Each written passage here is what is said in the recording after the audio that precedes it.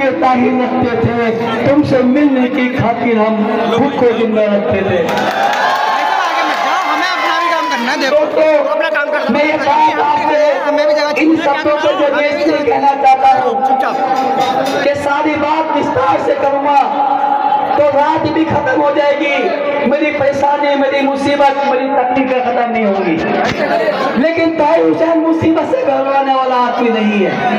ताहिर हुसैन तकलीफों से दूर भागने वाला आदमी नहीं है। ताहिर हुसैन वो शख्स है जिसने गंगा के किनारे छोटे से गांव में जन्म लिया था।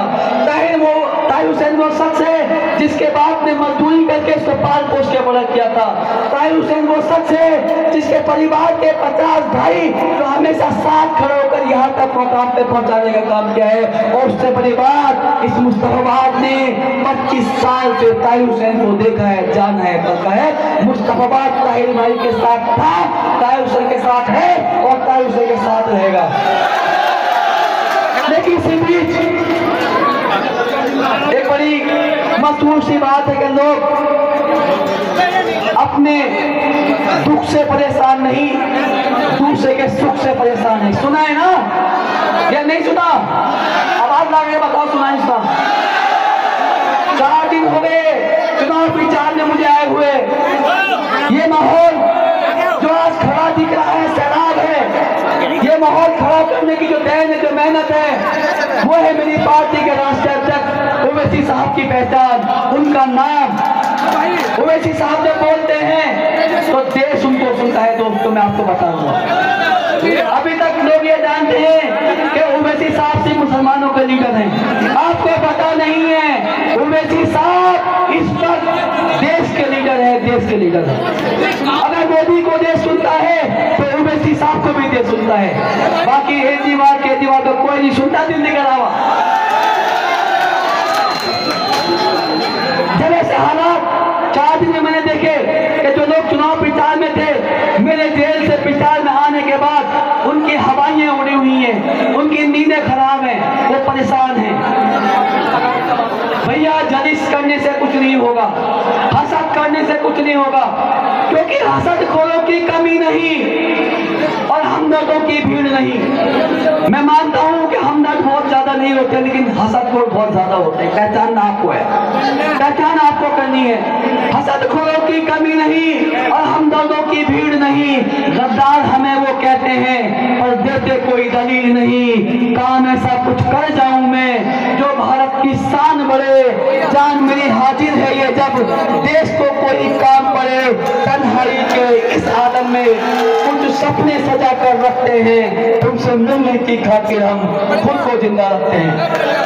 दोस्तों मेरी माँ बहनें छतों से मुझे सुन रही हैं, मुझे देख रही हैं, मुझे समझने की कोशिश कर रही हैं। जब मैं सड़क पे गलियों में जा रहा हूँ, हर कोई मुझे छूने की कोशिश करता है, लेकिन प्रोटोकॉल है कि मैं अभी तक जेल में हूँ, जेल की कस्टडी से बाहर नहीं हूँ। मैं अपने हाथ हिला के उनको सलाम पेश करता हूँ, उनकी आंखों के आंसू को अपनी आंखों से देख के उनका दर्द महसूस करता हूँ और उनके मायूस चेहरे को देख के मैं अपने अंदर इस बात की फिक्र करता हूँ कि आज मेरी माँ बहनें मुझे देख के कितनी मायूस है। मैं कहना चाहता हूँ जिस तरह से पुरानी बात है कि देर हो सकती है मगर अंधेर नहीं, ठीक कानून की अदालत में भी देर तो है मगर अंधेर नहीं है, अंधेर नहीं है। एक दिन वो आएगा जब मैं आपके बीच वापस आजादी के रूप में आऊंगा। जब मैं आ रहा था मेरे नौजवान साथी एक नारा लगा रहे थे कि शेर आया, शेर आया। आपको पता है ना शेर क्या खाता है? शेर जो खाना खाता है वो घोड़ा नहीं खाता। शेर इंसान को तबाह करता है, परेशान करता है, बर्बाद करता है। घोड़ा वो चीज है कि अपनी पीठ पे बिठा के सवारी को मंजिल तक पहुंचाता है, उसकी देखभाल करता है, उसके बदन को अपने ऊपर बिठाता है। मैं 5 साल से जेल में जरूर हूँ, लेकिन मैंने घोड़े वाला खाना खाया है। मैं घोड़ा हूँ, घोड़ा। आपकी परेशानियों के बदन को अपने सर पे, पीठ पे बिठा के खत्म करने का काम करूंगा। दास्तान बहुत लंबी है मेरे पास, तमाम तरह के ख्याल आते थे। वो एक साल जब कोरोना था, लॉकडाउन था, मुलाकात नहीं थी, परेशानी ही परेशानी थी। जेल के अंदर जितने भी बंदी भाई थे सब के सब परेशान थे, क्योंकि सामान भी नहीं आ पाता था, सब्जियां भी नहीं आती थी। जो भी सामान आता था लिमिटेड, उसी में सबको पूरा करना पड़ता था। जब वो दौर था, इधर जब मैं घर की तरफ देखता था, रोज अखबार में मैं सुनता था, अखबार में पढ़ता था। एक दिन ऐसा नहीं था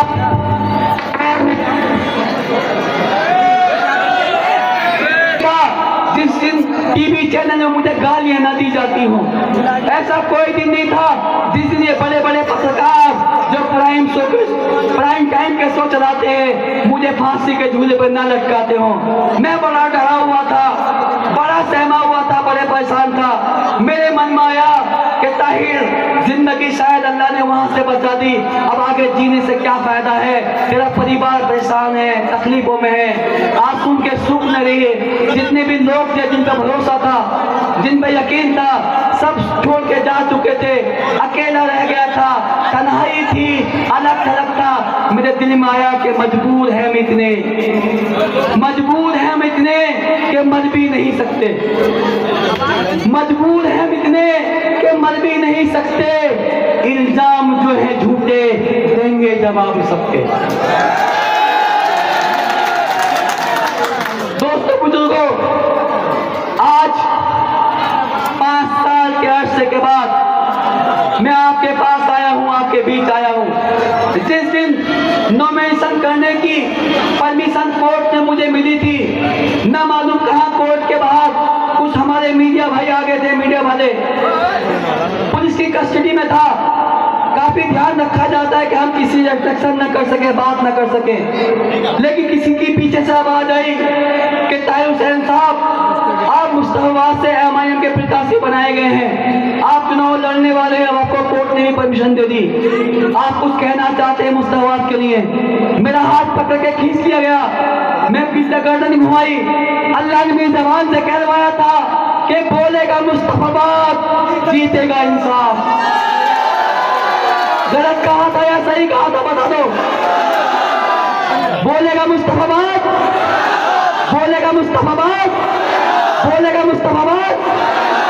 मुस्तफा का नाम कायनात के 2 जहां बादशाह का नाम है। दोनों जहां के बादशाह जिनको हम और अपने प्यारे नबी महबूब मुस्तफा के नाम से इस मुस्तफाबाद विधानसभा को जानते हैं, उस नाम को पूरे भारत देश में बदनाम करके डाल दिया।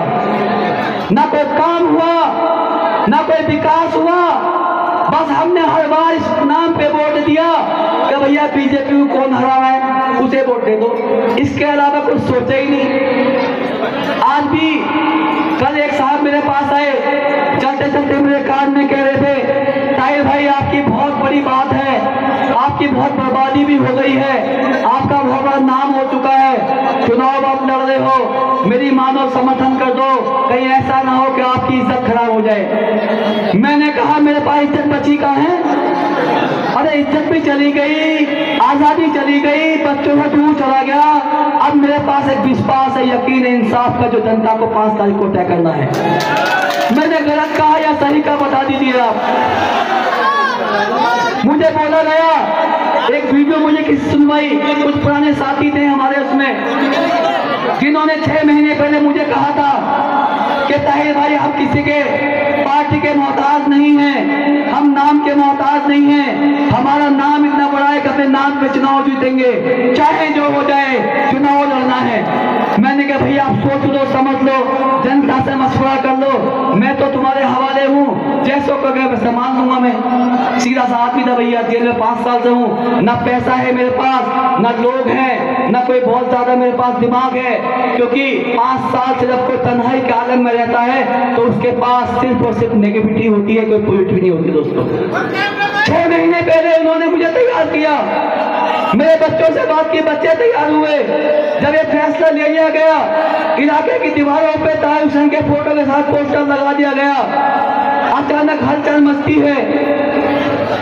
पता चलता है कि 2 नए प्रत्याशी यहाँ दोबारा आ जाते हैं। अब 3 महीने पहले ऐसा क्या हुआ कि 6 महीने पहले तय का नाम पड़ा था, जब तक उसके साथ ओवैसी का नाम नहीं जुड़ा था कुछ नहीं था वो। आज ओवैसी साहब का नाम जुड़ा है तब भले ही देश में पहचान बनी हो, बनी ना बनी बता दो भाई साहब। क्योंकि जिस दिन पहली बार अगर किसने बचाव में बात रखी, इंसाफ की बात कही, तो उस दिन MIM का एक एक प्रवक्ता, एक एक व्यक्ति जो हमारे इलाके के भी हैं, दिल्ली के भी हैं, दिल्ली से बाहर के भी हैं, सब लोगों ने 2 दिन के अंदर वो मुंहतोड़ जवाब दिया बीजेपी वालों को, कांग्रेस वालों को, कि उसके बाद सबने नाम लेना बंद कर दिया। और जब नाम लिया गया तो 3 चर्चा होती है कि ओखला मुस्लिमाबाद अगर कोई जीत रहा है तो ओवैसी साहब की पार्टी जीत रही है, ताहिर हुसैन जीत रहा है, सिफाउर रहमान जीत रहा है। दोस्तों ये बात सही है, माहौल है, लोग हैं, जनता वोट देने को तैयार बैठी है। लेकिन एक कमी मुझे दिख रही है, मेरे नेता भी यहाँ बैठे हैं।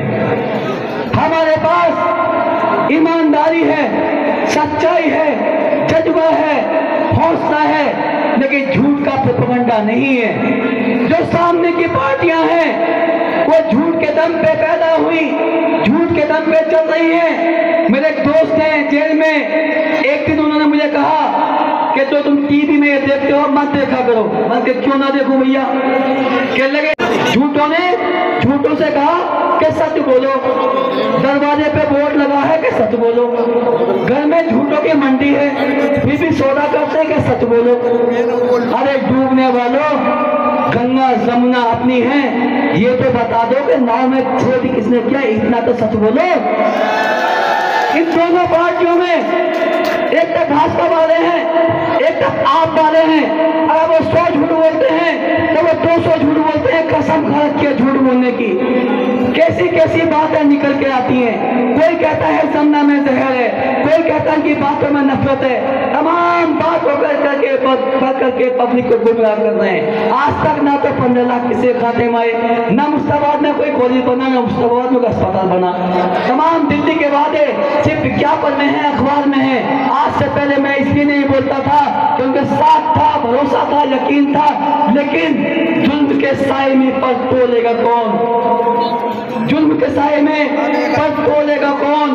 सोचना यह है कि लब खोलेगा कौन? अगर आज ताहिर हुसैन भी चुप बैठा तो फिर बोलेगा कौन? मेरे पास कहने के लिए मैं कहता हूँ बार बार बहुत कुछ है, लेकिन समय की पाबंदी है। हमारे बड़े नेता हमारे साथ हैं। आज मुझे उनकी बात को सुनना है, समझना है, उनसे सीखना है। इंशाल्लाह बहुत जल्दी दोबारा मौका मिलेगा, मैं आपसे बात करूंगा। बस एक अपील मैं आपसे करके इजाजत लूंगा कि बदलते वक्त का एहसास जरा तुम भी समझ लेना। आज जो वक्त बदल रहा है, हालात आपके सामने हैं, कि बदलते वक्त का एहसास जरा तुम भी समझ लेना। छलकते आंसुओं की लाज जरा तुम भी रख लेना। भुलाकर हर गिला शिकवा मुझे अपना बना लेना। देकर वोट पतन पर तुम ताहिर को जिता देना। दोस्तों ताहिर कल भी तुम्हारा था, ताहिर अब भी तुम्हारा है। ताहिर कल भी तुम्हारा था, ताहिर अब भी तुम्हारा है। रखूंगा सर को ऊंचा मैं तुम्हारे, ये वादा मेरा है। निभाकर रिश्ता तुम अपना, मेरा बस साथ दे देना। देकर वोट पतन पर तुम ताहिर को जिता देना। जो दाग मुझ पर लगा है वो भी मुझे खत्म करना है कि मोहब्बत भाईचारे का पुराना वक्त भी लाना है। याद है ना, हम कामन सेवा भी करते थे, भंडारे भी लगाते थे, अफ्तार पार्टी भी करते थे। सारे मुस्तफा के आवाज हिंदू मुसलमान सब मिलकर रहते थे। ना मालूम किसने नफरत फैलाई कि मोहब्बत भाईचारे का पुराना वक्त भी लाना है। मुस्तफाबाद वालों से मेरा ये खास कहना है। क्या खास कहना है? मोहब्बत भाईचारे का पुराना वक्त भी लाना है। मुस्तफाबाद वालों से मेरा ये खास कहना है कि हुकूमत हो किसी की भी मगर तुम, हुकूमत हो किसी की भी मगर तुम इंसाफ कर देना। देकर वोट पतन पर तुम ताहिर हुसैन को जिता देना। बंदिशें हैं जहां दिन रात उसे तिहाड़ कहते हैं। बंदिशें है जहां दिन रात उसे तिहाड़ कहते हैं। तुम्हारी याद में रह करके कुछ सपने भी देखे हैं, मिटा दूंगा मैं हस्ती को अपनी, तुम आवाज दे देना, देकर वोट पतंग पर तुम ताहिर हुसैन को जिता देना। खुदा के वास्ते तुम मुझे यूं मायूस ना करना, हुआ जो जुल्म मुझ पर है उसे यूं मत भुला देना। पीड़ित हूं मैं, अपराधी नहीं, जमाने को बता देना, देकर वोट पतंग पर तुम ताहिर हुसैन को जिता देना। और आखिरी बात के सभी माँ बाप जैसे हैं मेरे और भाई बहने हैं, सभी माँ बाप जैसे हैं मेरे और भाई बहने। आपके सामने जैसा था वैसे ही आना चाहता था, लेकिन पहले मैं बिजनेसमैन था, राजनीति में मैं पैसे कमाने नहीं आया था, सब जानते हैं। जब मैं पार्षद था, आप जानते हैं, कोई भी बीट कांस्टेबल या कोई भी एमसीडी का बंदा पैसे नहीं मांगता था जब तक मैं था। और ना कोई कह सकता, मैंने कसम खाई थी जब पार्षद का चुनाव जीता था, अगर 1 रुपया भी मैंने लिया किसी से भी वो हराम होगा। कहा था 3 साल में आपके बीच में रहा, 2 साल जेल में रहा, बहुत परेशानी थी, खाने के लाले थे। मैंने बच्चों से बात हुई, इनसे कुछ लोगों ने संपर्क करा जो उस महकमे के इंस्पेक्टर थे कि भैया हम कुछ मदद कर दें। बच्चों ने मुझे कहा अप्पू ऐसे ऐसे वो लोग आए थे। मैंने कहा बेटा मैं तुम्हें इस परिस्थिति में ना मना करूंगा ना हाँ करूंगा, लेकिन मैंने कसम खाई थी बस इतना बताऊंगा। मेरे बच्चों से 2 दिन बाद जब मैंने पूछा क्या फैसला लिया, मेरे बच्चों ने, मेरे बेटे ने कहा अप्पू जो नाम तुमने कमाया है, जो कसम तुमने खाई थी, हम तुम्हारा खून है, हम तुम्हारे खून की लाज रखेंगे, मरते दम तक हम भी तुम्हारे नक्शे कदम पे चलेंगे। उस वक्त हालात बहुत खराब थे भैया, मगर मैंने ना हिम्मत हारी ना हौसला तोड़ा। एक कसम जरूर खाई थी। फिर क्या कसम खाई थी कि जो जिंदगी अल्लाह ने मुझे बख्शी है, क्योंकि वो तारीख जो मैं नाम नहीं लेना चाहता, उस दिन मुझे लगा था कि ना मैं बचूंगा, ना मेरे बीवी बच्चे बचेंगे, ना मेरे माँ बाप बचेंगे। क्योंकि वीडियो जो आप देखते हैं जो टीवी पे सर्कुलेट होती है, आसपास देखना चाहो तब या तो मैं इस कोने पे हूँ भाग रहा हूँ या उस तरफ भाग रहा हूँ, अंदाजा लगाना कि मैं क्या कर रहा था भैया, मदद मांग रहा था। तो मैंने जब आज 3 साल के बाद, 4 साल के बाद, 5 साल होने से पहले एक कसम खाई है कि राजनीति मेरे लिए न कल व्यवसाय था, न बिजनेस था, न आज है न कल होगा, लेकिन आज एक जिम्मेदारी जरूर मैं लेता हूँ। वो जिम्मेदारी लेता हूँ कि दिल्ली मुस्तफाबाद पे मेरा घर है, परिवार है, इसके अलावा दिल्ली हो या देश हो, जहाँ भी मजलूम के खिलाफ जुल्म होगा उसके लड़ाई में लड़ने का काम करूंगा। जहाँ भी हकदार का हक मारा जाएगा उसके साथ कदम से कदम बना के चलने का काम न करूंगा। ये टोपी मेरे हाथ में है दोस्तों, टोपी में लाया हूँ खास तौर से। 5 साल से मेरे पास जेल में मेरे बैग में रखी थी। 2014 में आखिरी बार जब मैं राजनीति में आने से पहले जब मैंने बाहर मकान बनाया था मैं रोड पे संजय चौक से बेच के, उस वक्त मैं अपने बीवी बच्चों को लेके उम्रा करने गया था, क्योंकि हज कर मैंने 2008 में अल्लाह ने करा दिया था। जब 2014 में तीनों मेरे बच्चे, मेरे वाइफ, हम उम्र पे गए थे, उस वक्त अल्लाह ने मुझे एक इशारा दिया था, बस 2 मिनटों में दूंगा सर। एक अल्लाह ने इशारा दिया था, भैया ही नहीं मिले जिन्होंने। क्या हुआ था भैया, मेरी माँ, मेरी बहनें, मैं सबसे माफी चाहता हूँ, लेकिन औरत माँ भी है, औरत बहन भी है, औरत बेटी भी है, औरत आपकी शरीक हयात भी है।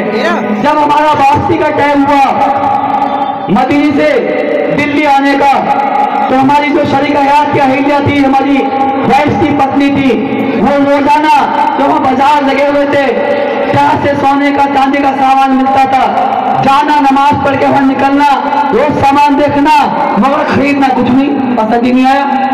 7 दिन निकल गए, आखिरी दिन बचा था। मैंने कहा ये आखिरी मौका है, जो खरीदना है खरीद लो, वरना सुबह हमारी फ्लाइट में जाना है। डिवाइस एलईडी सब। उस वक्त एक सामान खरीदा, जो सामान था वो लगभग 10,000 रियाल का था, लेकिन जब मैं ATM से पैसे निकालने गया तो वह मशीन खराब थी।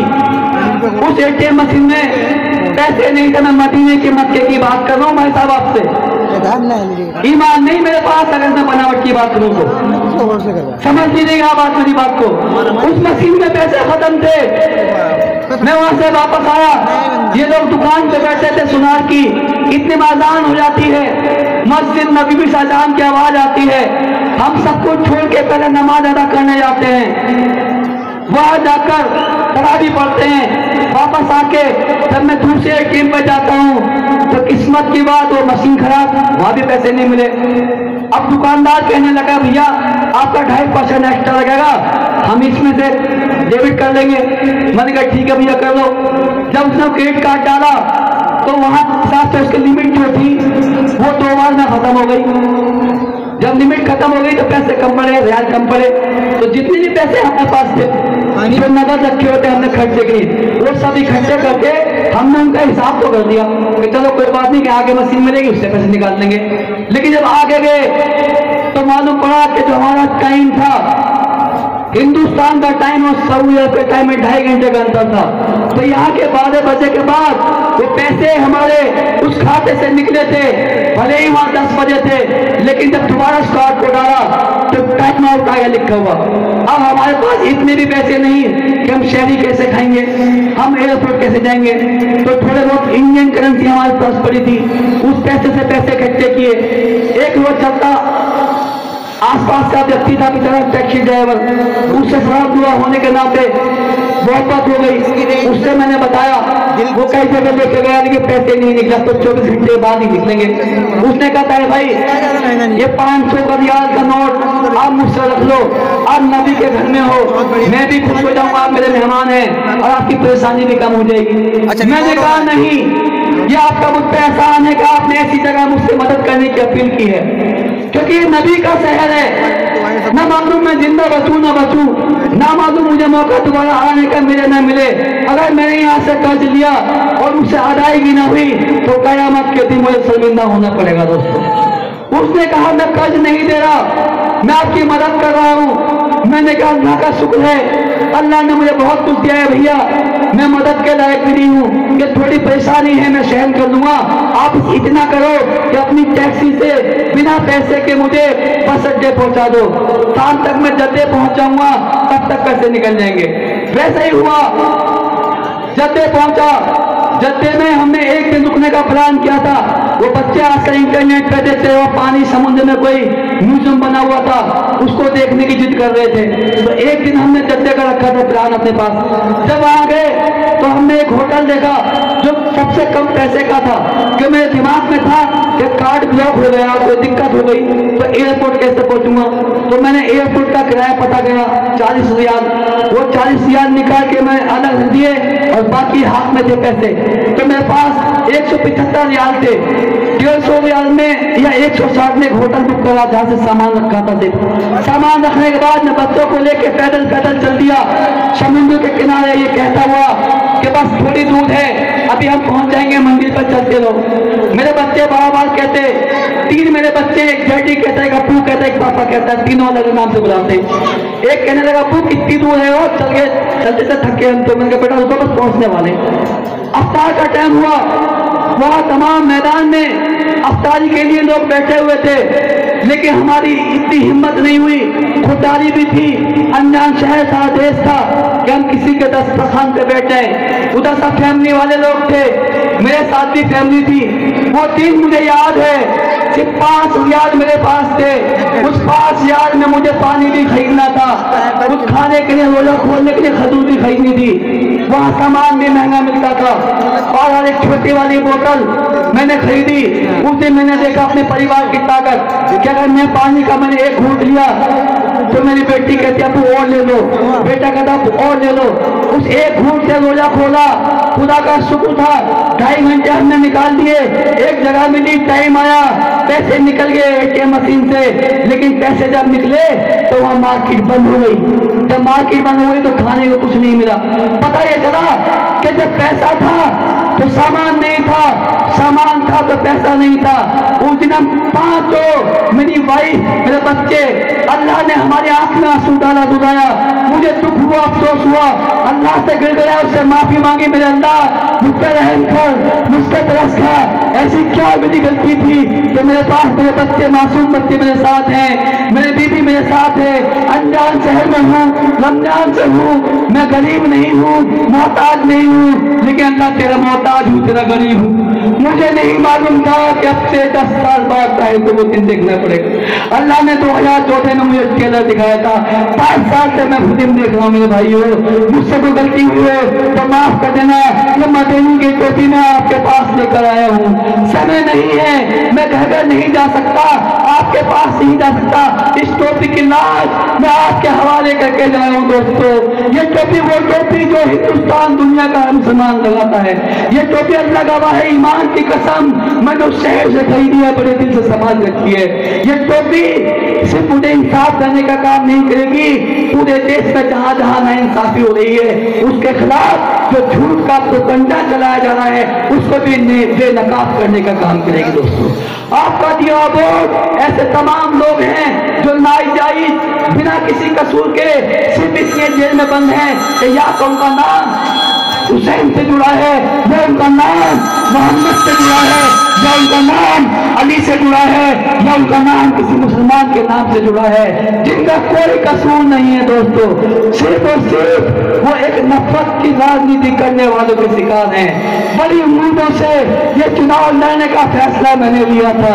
मेरे पास न पैसा है, न ताकत है, न मेरे पास बहुत बड़ी टीम है, लेकिन मेरे पास सिर्फ हौसला है जो 4 दिन में मिला है। मेरे पास उवैसी साहब जैसा बड़ा भाई है, मेरे पास इम्तियाज जलील जैसे मेरे बड़े भाई हैं, तमाम मुस्तफा का नौजवान है।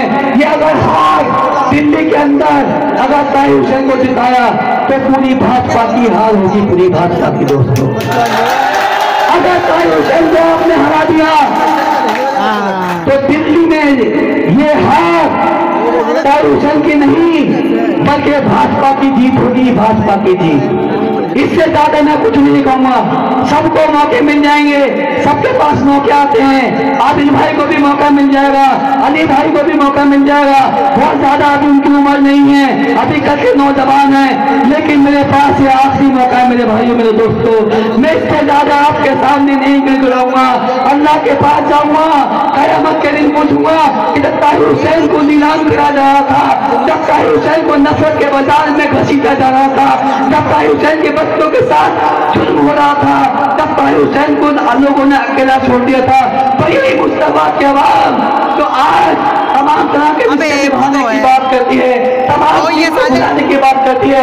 यह आवाज आपको जवाब कयामत में देना होगा कि एक इंसान जिसके खिलाफ नाइंसाफी हुई, उसने आपसे वोट मांगा इंसाफ की खातिर, या आपने वोट दिया दूसरों डराने की खातिर। दोस्तों फैसला आपको करना है, तारीख नजदीक है। 5 तारीख पतंग का निशान, 5 तारीख पतंग का निशान, यही है ताहिर हुसैन मुस्तफाबाद की पहचान।